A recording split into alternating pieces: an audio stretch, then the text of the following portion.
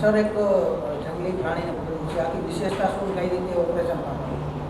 તારીખ 24/10/2025ના રોજ Rajkot DCP crime sir Jagdish Bangarwa સરને એક ગુપ્ત હકીકત મળી હતી કે એક વ્યક્તિ પેંગોલિન નામના કોઈક દુર્લભ વન્યજીવને લઈને રાજકોટ આવવાનું.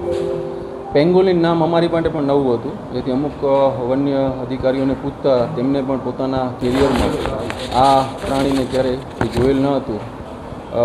શરૂઆતમાં અમને લાગ્યું કે આ માણસ કોઈ ચીટિંગ કરવાના અર્થે અહીં આવતો હશે, પણ એક વન્યજીવના સંરક્ષણનો પ્રશ્ન હતો, જેના અનુસંધાને રાજકોટ શહેર એસઓજી પીઆઈ SM જાડેજાની ટીમની રાહબરી હેઠળ એક ટીમ બનાવવામાં આવી.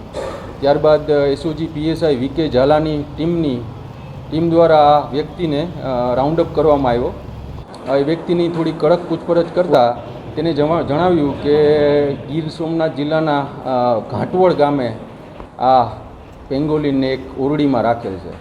ત્યારબાદ PSI VK ઝાલાની ટીમ દ્વારા અને ફોરેસ્ટ વિભાગના અધિકારીઓની મદદ લઈ આ પેંગોલિનને ત્યાંથી રેસ્ક્યુ કરવામાં આવેલ છે. અને બીજા બે આરોપીઓ બીજલ જીવાભાઈ સોલંકી અને દિલીપ વિયાભાઈ મકવાણાને પકડી વધુ કાર્યવાહી અર્થે વન વિભાગને સોંપવામાં આવે.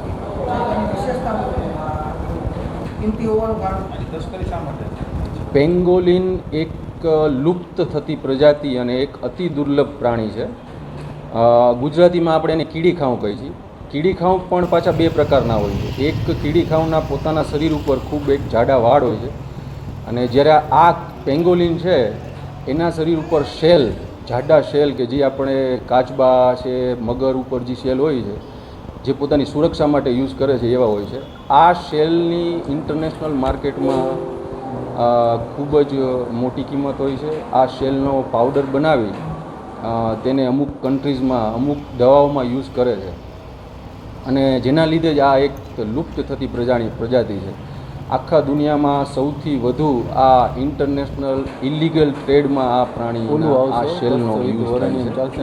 અને સાઇટેસ એક convention on international trade in endangered species of wild flora and ફોનામાં સ્કેડ્યુલ 1માં આ પ્રાણીનો સમાવેશ થાય છે. અમુક તમે કદાચ જૂના ફોરેસ્ટ અધિકારીઓને પૂછશો, જે 15-15, 20-20 વર્ષથી રિટાયર્ડ થઈ ગયા, એમને પણ પોતાના આખા કેરિયરમાં આ પ્રાણીને સ્વતંત્ર વિચરતું જોયેલ નથી. આ લોકો અહીંયા આવી ટ્રેડ ડીલ કરવા જ આવ્યા હતા. એનો કોઈ સ્પેશિયલ એનો કોઈ ભાવ નથી, પણ ઇન્ટરનેશનલ માર્કેટમાં આની કિંમત ખૂબ વધારે છે.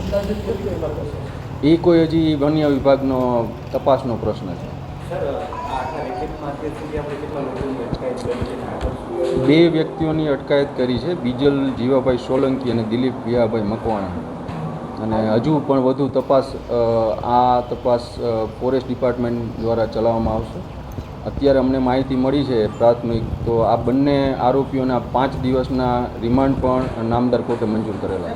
ઓલું આવશે કસ્તરી વરણિયમ ચાલશે નહીં. ધનતેરસના દિવસે આ પ્રાણી એમને જંગલમાંથી મળી આવેલું.